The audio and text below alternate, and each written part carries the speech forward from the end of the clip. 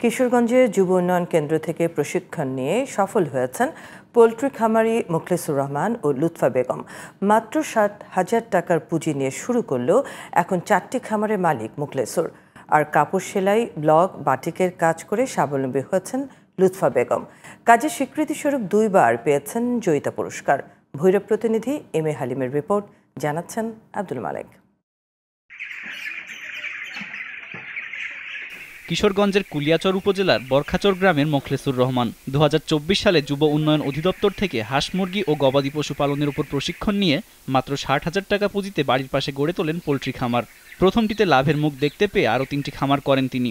বর্তমানে প্রতি মাসে তার আয় হচ্ছে 2.5 লাখ টাকা। কর্মসংস্থান হয়েছে বেশ কয়েকজনের। মাদ্রাসায় শিক্ষকতা করতাম, ওইখান থেকে যে টাকা হাদিয়া পাইতাম তা দিয়ে সংসার চলা কষ্ট হয়ে যেত। বর্তমানে 4টা খামারে আমার 4,000 মুরগ আছে। 4,000 মুরগের মাধ্যমে আমি 4 জন কর্মচারী আছে, 4টা কর্মচারীকে 40,000 টাকা বেতন দিতেছি। তারপরও আলহামদুলিল্লাহ আমি 50-60,000 টাকা প্রতি মাসে আমি আয় করতেছি। একই উপজেলার উসমানপুর গ্রামের স্বামী পরিত্যক্তা লুৎফা বেগম যুব উন্নয়ন অধিদপ্তর থেকে হাঁস মুরগি ও গবাদি পশুপালনের পাশাপাশি পোশাক তৈরি ও ব্লক বাটিকের প্রশিক্ষণ নেন তিনি। পোশাক তৈরি ও বাটিকের কাজ করে হয়েছেন স্বাবলম্বী। নিজ বাড়িতেই গড়ে তুলেছেন প্রশিক্ষণ কেন্দ্র।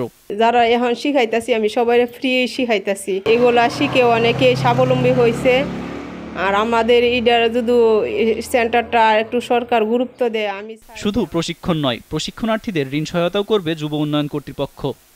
তার এই ফার্ম দেখে এলাকার অনেকেই উৎসাহিত হয়েছে। মোটিভেশনের মাধ্যমে অন্য যুব মহিলারা উৎসাহিত হয়ে তারা প্রতিবেশীরা অনেকেই এই পেশায় এবং নিজেকে আত্মকর্মসংস্থানমূলক কাজে ব্যবহৃত করার জন্য যুব উন্নয়ন অধিদপ্তর থেকে প্রশিক্ষণ নিচ্ছে এবং ঋণ সহায়তা পাওয়ার জন্য দরখাস্ত করছে। মোখলেসুর রহমান ও লুৎফা বেগমের সফলতা দেখে প্রশিক্ষণ নিয়ে উদ্যোক্তা হওয়ার স্বপ্ন দেখছেন অনেকেই। আব্দুল মালেক, জিটিভি নিউজ।